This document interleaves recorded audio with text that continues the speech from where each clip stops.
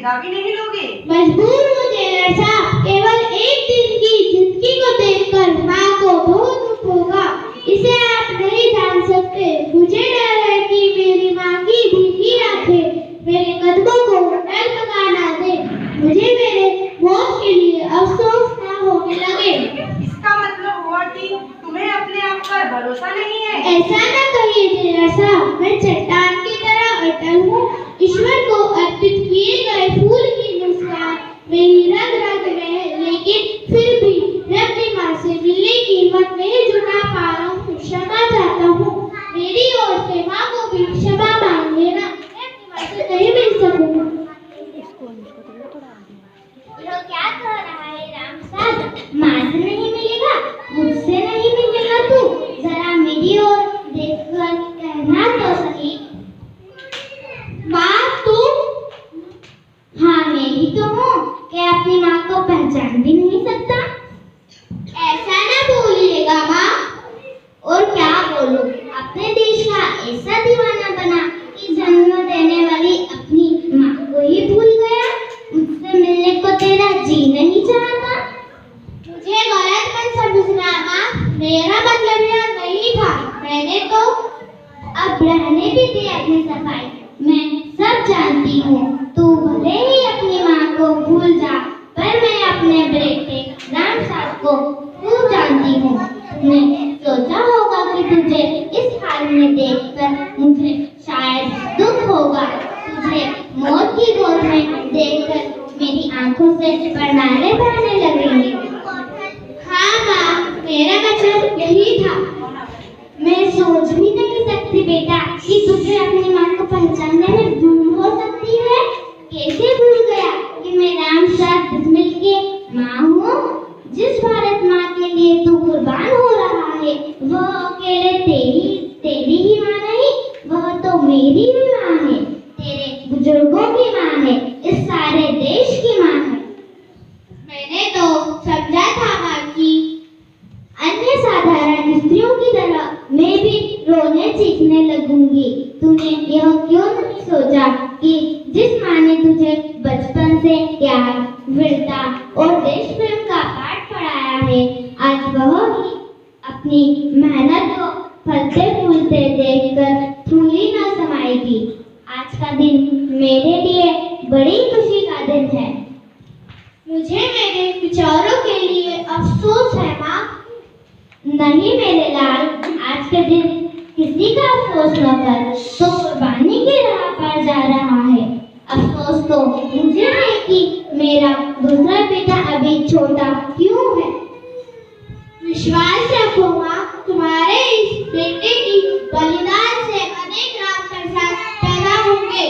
वह दिन दूर नहीं है जब हमारा देश गुलामी के चुंगल से मुक्त होगा, दौलती जमीन अपने होगी। कितना शुभ होगा वह दिन। हाँ माँ, मेरी एक इच्छा है।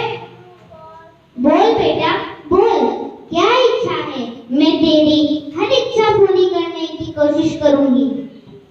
जब आजादी का पहला जश्न मनाया जाए तो मेरी तस्वीर को ऐसी जगह रखना जहाँ से मैं सारा जश्न तस्वीर के जरिए देख सकूं, पर मेरी तस्वीर पूरी ना देख सकूं। ऐसा क्यों बेटा? मैं तो तेरी तस्वीर को ऐसी जगह रखना चाहती हूँ जहाँ से उसे सारी दुनिया देख सके। नहीं माँ, ऐसा मत करना। मेरी तस्वीर को देखकर लोगों को मेरी याद आएगी और उनकी आंखें गीली हो जाएंगी। जब आजादी का पहला जश्न मनाया जाएगा और उस दिन मेरे देशवासी आंसू बहाए, यह मैं सहन नहीं कर सकता माँ।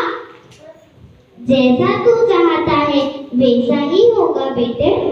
क्षमा कीजिए, समय काफी हो चुका है। ये ले, ये बेसन के लड्डू हैं, तेरे लिए बनाकर लाई हूँ।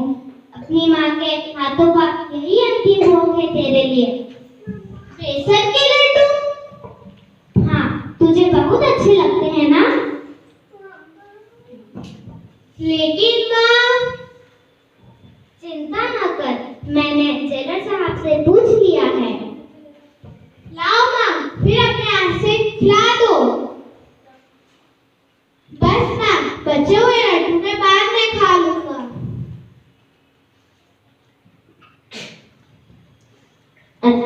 लाल चलती हूँ।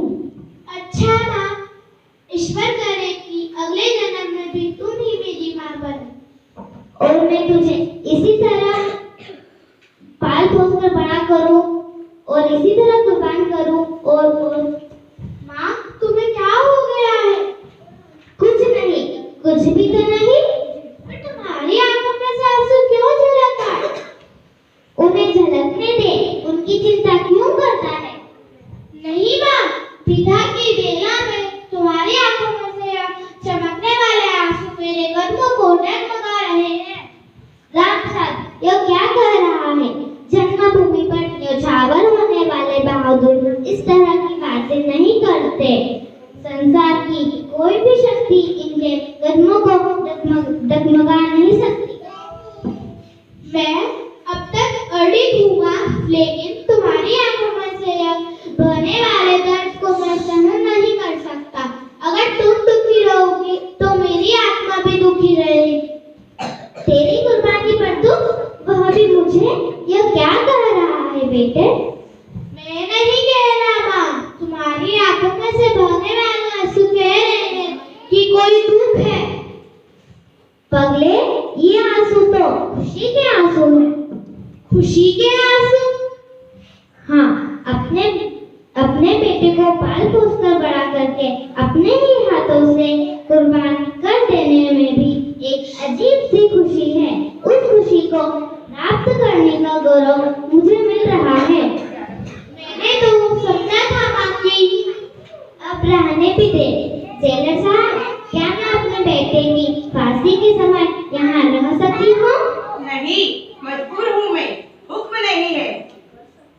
जरूरत ही क्या है? तुमने अपने इस बेटे को भारत माँ की गोद में डाल दिया है, तब उसकी सेवा के लिए यह आत्मा किसी भी रूप में रहे, क्या फर्क पड़ता है? तू ठीक कह रहा है, अपनी भारत माँ की अच्छी तरह सेवा करना, कोई भी चूक न होने पाए। चलिए जेलर साहब।